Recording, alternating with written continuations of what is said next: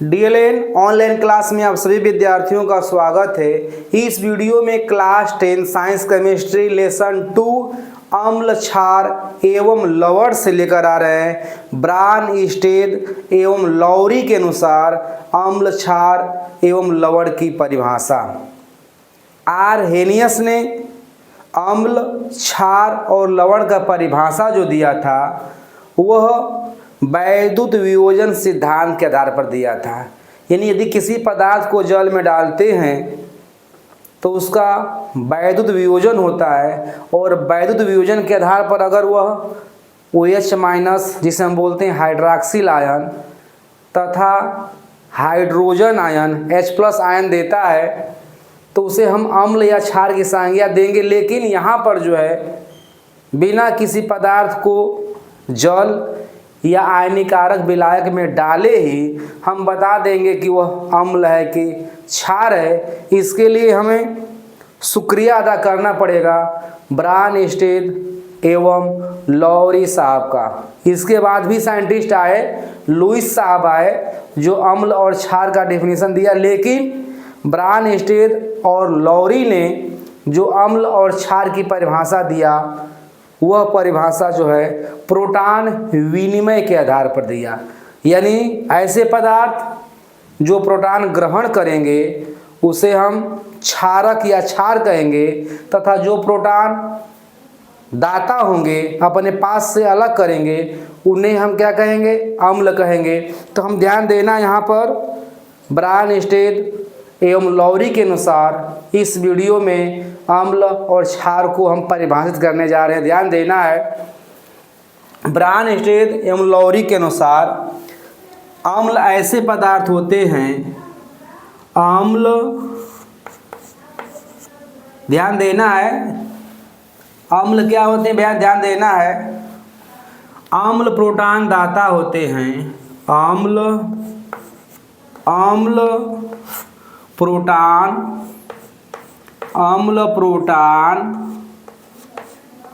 दाता, अम्ल प्रोटॉन दाता होते हैं, प्रोटॉन दाता होते हैं जबकि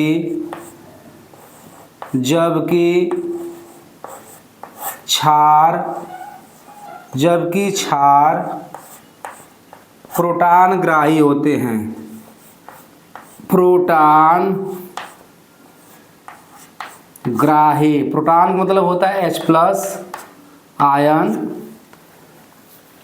अम्ल प्रोटॉन दाता होते हैं जबकि क्षार प्रोटॉन ग्राही होते हैं, ग्राही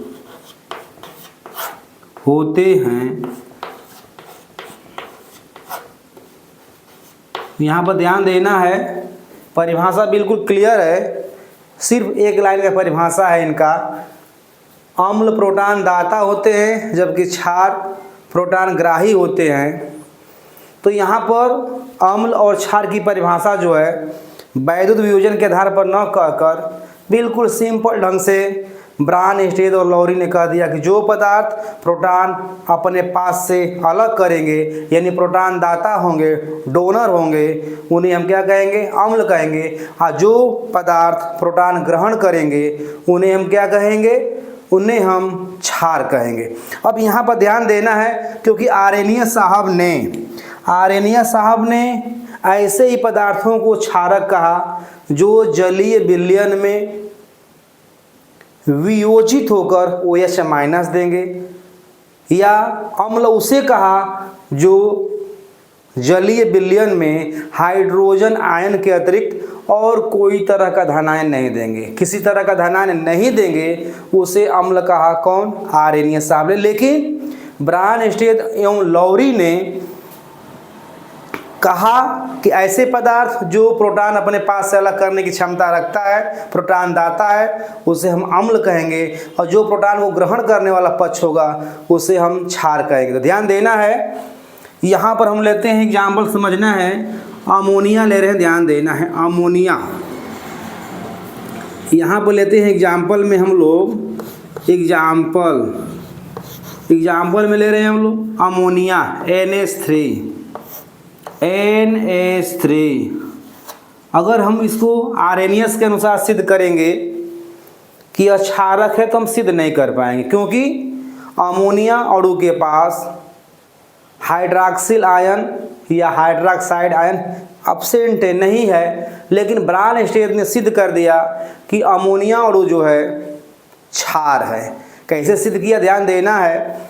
अब यहाँ पर हम स्पष्ट करने जा रहे हैं कि अमोनिया जो है ब्रानस्टेड एवं लौरी के अनुसार क्या है, भस्म है। कैसे सिद्ध करेंगे, ध्यान देना है। अमोनिया में नाइट्रोजन परमाणु है, नाइट्रोजन जिसका परमाणु क्रमांक होता है 7।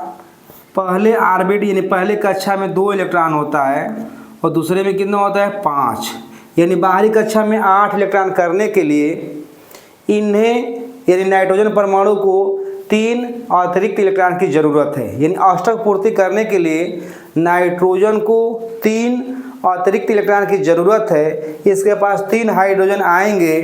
3 हाइड्रोजन जो है नाइट्रोजन के साथ 3 इलेक्ट्रॉनों का साझेदारी करके 3 सहसंयोजक बंध बनाएंगे। तो ध्यान देना, यहाँ पर हम दिखाते हैं। यानी H के 3 परमाणु हैं। H का परमाणु क्रमांक कितना होता है भैया, 1 होता है। इसमें सिर्फ एक ही इलेक्ट्रॉन होता है। तो यानी नाइट्रोजन जो है बनना चाहेगा नियान जैसा।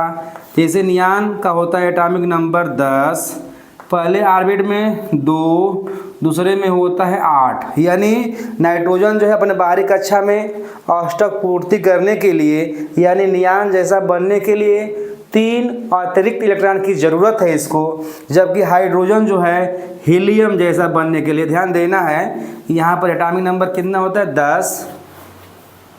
10। और यहाँ पर हाइड्रोजन जो है हीलियम जैसा बनना चाहता है, नोवेल। यहाँ पर इसका एटॉमिक नंबर होता है 2, एक ही ऑर्बिट होता है 2। तो यानी नाइट्रोजन परमाणु जो है नियान की तरह बनना चाहेगा, जबकि हाइड्रोजन जो है हीलियम जैसा बनना चाहेगा, क्योंकि ये नोवेल गैस हैं। और केमिस्ट्री में जितने भी अन्य तत्वों के परमाणु होते हैं, नोवेल गैसों को छोड़कर सभी अपने बाहरी कक्षा में 8 इलेक्ट्रॉन पूरा करने के लिए ही रासायनिक क्रियाओं में भाग लेते हैं। तो ध्यान देना यहाँ पे, तो नाइट्रोजन परमाणु के बाहरी कक्षा में कितना है, वैलेंसी इलेक्ट्रॉन 5 है।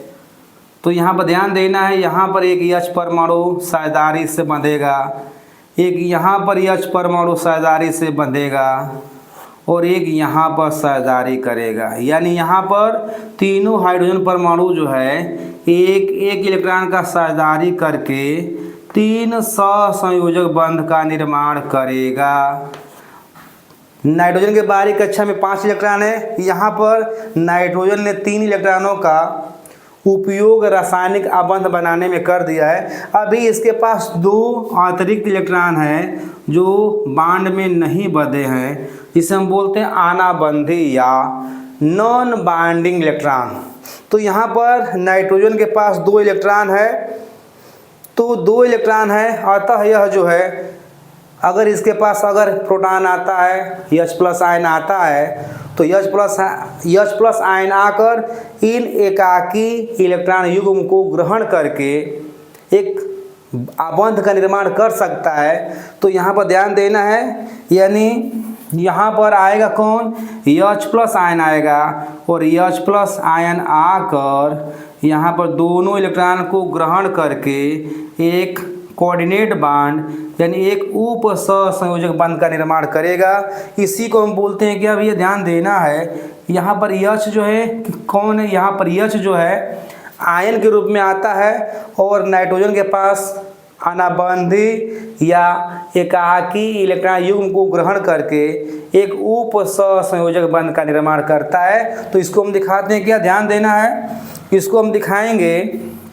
यहाँ पर N, यहाँ पर सहसंयोजक बंध बना 1, यहाँ पर एक का साझेदारी हुआ बना सिंगल बॉन्ड, यहाँ पर सिंगल बॉन्ड, लेकिन यहाँ पर क्या बन गया, कोऑर्डिनेट बॉन्ड। क्या बन गया, कोऑर्डिनेट बॉन्ड। तो हमको यहाँ पर यह दिखाना है कि अमोनिया अणु जो है एक प्रोटॉन को ग्रहण करने की क्षमता रखता है, चाहे आबंध कैसा भी बने उससे मतलब नहीं है, लेकिन अमोनिया अणु में नाइट्रोजन परमाणु के पास एकाकी इलेक्ट्रॉन युग्म है और उसको ग्रहण करने के लिए इसके साथ एक प्रोटॉन जुड़ सकता है, यानी अमोनिया अणु जो है एक प्रोटॉन ग्रहण कर सकता है। इसी वजह से अमोनिया क्या है, क्षार है या भस्म है।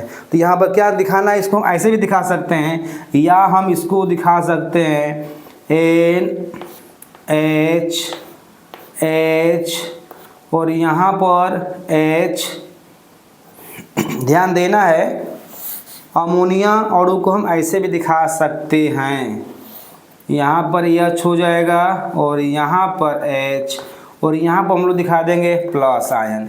इससे स्पष्ट होता है कि यहाँ पर हाइड्रोजन जो है परमाणु के रूप में ना आकर आयन के रूप में आता है, क्योंकि यहाँ पर जो इलेक्ट्रॉन इस बांड में इलेक्ट्रॉन जो हैं वो दोनों इलेक्ट्रॉन किसके हैं, ये दोनों इलेक्ट्रॉन जो हैं किसके हैं, नाइट्रोजन के हैं। यहाँ पर हाइड्रोजन के पास अपना इलेक्ट्रॉन नहीं है, इसलिए यहाँ पर क्या हो गया प्लस। तो इसी को हम दिखाते हैं NH4 प्लस। क्या दिखाते हैं, NH4 प्लस, यानी इसे हम बोलते हैं अमोनियम आयन। क्या बोलते हैं, अमोनियम आयन, अमोनियम आयन या धन आयन। तो ये रहा, इस तरह से हमें ध्यान देना है कि इस तरह से अमोनिया जो है भस्म है। और बहुत से एग्जाम्पल हैं अमोनिया की तरह, जैसे जल भी जो होता है एक प्रोटॉन ग्रहण करता है। ध्यान देना है, अगले एग्जाम्पल में चलते हैं। जल जो भी है, जल भी एक प्रोटॉन ग्रहण करेगा और बनाएगा क्या, हाइड्रोनियम आयन। तो ये हमारा पहला एग्जाम्पल रहा, यानी अमोनिया जो है भस्म है, स्पष्ट हुआ। अब हम जल भी भस्म है स्पष्ट करेंगे। ध्यान देना है, जल, ध्यान देना है। दूसरा एग्जाम्पल लेते हैं, जल H2O। तो जल में जो है ऑक्सीजन के साथ दो हाइड्रोजन परमाणु जो होते हैं सहसंयोजक बंधों के द्वारा जुड़े होते हैं। तो इसको हम दिखाएंगे क्या, ध्यान देना है। इसका हम बना रहे हैं इलेक्ट्रॉन बिंदु सूत्र। इलेक्ट्रॉन बिंदु सूत्र यहाँ पर O रहेगा, यहाँ पर ध्यान देना है एक H परमाणु इधर रहेगा, एक H परमाणु इधर रहेगा और एक एक का सरदारी होगा। ध्यान देना है, एक एक का सरदारी होगा। और ऑक्सीजन के पास दो आनाबंदी यानी दो एकाकी इलेक्ट्रॉन युग्म हैं, यानी दो जोड़े जो हैं एकाकी इलेक्ट्रॉन युग्म हैं। तो अगर इसके पास जो है अगर H प्लस आता है तो H प्लस अगर आएगा इसके पास तो आकर यहाँ पर एकाकी इलेक्ट्रॉन युग्म को ग्रहण कर सकता है। तो ये ग्रहण कर सकता है तो क्या बनेगा, ग्रहण कर लेगा तो बन जाएगा H3O प्लस। इसको हम बोलते हैं हाइड्रोनियम आयन। क्या बोलते हैं, हाइड्रोनियम, हाइड्रोनियम आयन। तो यानी जल भी क्या है, जल भी जो है एक भस्म है। किसके अनुसार, ब्रानस्टेड एवं लॉरी के अनुसार। तो ध्यान देना, जो प्रोटॉन ग्रहण करेगा उसे हम निश्चित तौर से क्या कहेंगे, भस्म कहेंगे। तो यहाँ पर और भी बहुत से एग्जाम्पल हैं, तो ध्यान देना। अब हम चलते हैं, भस्म हो गया, दो एग्जाम्पल याद रखना है। बहुत से एग्जाम्पल है NH3, H2O, ये सब प्रोटॉन ग्रहण करने वाले पक्ष होते हैं। उसी प्रकार से हम बहुत से एग्जाम्पल हैं, जैसे मान लीजिए कि Cl माइनस, ये भी जो है इलेक्ट्रॉन ग्रहण कर सकता है, प्रोटॉन ग्रहण कर सकता है और बनाएगा क्या, HCl। तो अब हम लोग चलते हैं, ध्यान देना है भस्म क्या होते हैं, ध्यान देना है एसिड क्या होते हैं। तो यहाँ पर जितने भी एग्जाम्पल बताने जा रहे हैं, जैसे अभी बताए थे कि Cl माइनस जो होता है भस्म होता है, इसलिए भस्म होता है कि Cl माइनस जो होता है प्रोटॉन ग्रहण कर सकता है और HCl बना लेगा, इसलिए हम Cl माइनस को भी क्या कहेंगे, भस्म कहेंगे। तो बहुत से ऐसे एग्जाम्पल हैं जो प्रोटॉन ग्रहण कर सकते हैं। तो अब यहाँ पर हम लोग एसिड लेते हैं, ध्यान देना है एसिड। अम्ल हम उसे कहेंगे जो प्रोटॉन अपने पास से अलग करेगा। जैसे एग्जाम्पल में रखते हैं NH4 प्लस, NH4 प्लस, ये है अमोनियम आयन। यह अपने पास से प्रोटॉन अलग कर सकता है। तो जब ये अपने पास से प्रोटॉन अलग करेगा तो ये किस रूप में टूट जाएगा, तो H प्लस NH3 अमोनिया अणु। तो यानी अमोनियम जो है, अमोनियम आयन जो है अम्ल की भांति यहाँ पर कार्य कर रहा है, क्योंकि यहाँ से अपने पास से प्रोटॉन अलग कर रहा है। इसी प्रकार से जल H2O भी जो है अम्ल की भांति व्यवहार करता है। क्यों करता है? तो यहाँ पर ध्यान देना है कि यह अपने पास से H+ अलग करेगा तो क्या बन जाएगा OH-, यानी जल अपने पास से H+ अलग कर सकता है और H+ ग्रहण भी किया था। यानी H2 जो होता है प्रोटॉन दाता भी है और प्रोटॉन ग्राही भी है, यानी प्रोटॉन अपने पास से अलग भी कर सकता है और प्रोटॉन ग्रहण भी कर सकता है। इसीलिए एक ऐसा है ये एम्फोटेरिक, इसे हम बोलते हैं उभयधर्मी, उभयधर्मी, उभयधर्मी के नाम से जानते हैं, एम्फोटेरिक के नाम से जानते हैं इसे। तो ये भी क्या हुआ? अम्ल हुआ। तो जितने भी अम्ल होते हैं, जैसे HCl भी लेते हैं हम लोग, HCl, तो ये अभी अपने पास से प्रोटॉन अलग करेगा तो बन जाएगा H+, Cl-। तो जितने भी अम्ल होंगे अपने पास से वो प्रोटॉन अलग करेंगे और उनमें से जल जो होता है एम्फोटेरिक के नाम से जाना जाता है, क्योंकि वह प्रोटॉन दाता और प्रोटॉन ग्राही दोनों की भांति कार्य करता है। तो हमको उम्मीद लग रहा है, हमें उम्मीद है कि अब निश्चित तौर से ब्रानस्टेड और लॉरी का जो अम्ल क्षार की परिभाषा है बिल्कुल स्पष्ट हुआ होगा। और क्लास 10th में यहाँ तक का ही ज्ञान रहना जरूरी है। इसके बाद लुईस साहब भी आते हैं अम्ल और क्षार का परिभाषा लेकर, लेकिन उनकी जो व्याख्यान है अम्ल और क्षार का वह इलेक्ट्रॉन पेयर एक्सेप्टर, यानी इलेक्ट्रॉन युग्म ग्राही और इलेक्ट्रॉन युग्म दाता के आधार पर कहा गया, परिभाषा दी है उन्होंने। तो बस हमको यहाँ पर ध्यान देना, 10th बेस है तो हम लोग को अमोनिया सिद्ध कीजिए कि अमोनिया भस्म है। तो हम भस्म इसलिए कहेंगे अमोनिया अणु को क्योंकि वह प्रोटॉन क्या है? ग्राही है, प्रोटॉन ग्रहण करके बनाता है अमोनियम आयन। तो ध्यान देना है। और साल्ट का परिभाषा तो बिल्कुल वही रहेगा। साल्ट का निर्माण जो होता है अम्ल और क्षार के संयोग से होता है। तो अम्ल और क्षार जब भी संयोग करेंगे तो भस्म क्या बनाएंगे? अम्ल और क्षार जब भी संयोग करेंगे तो साल्ट बनाएंगे और जल बनाएंगे। तो निश्चित तौर से हम लोग साल्ट को पहचान लेंगे। साल्ट में अम्लीय मूलक और क्षारीय मूलक अगर मौजूद हैं तो हम समझें कि वो क्या है? वह साल्ट है। तो हम उम्मीद कर रहे हैं कि आपको ये वीडियो बिल्कुल समझ में आएगा और जो अम्लों और क्षारों का रासायनिक गुणधर्म है अगले वीडियो में लेकर आएंगे।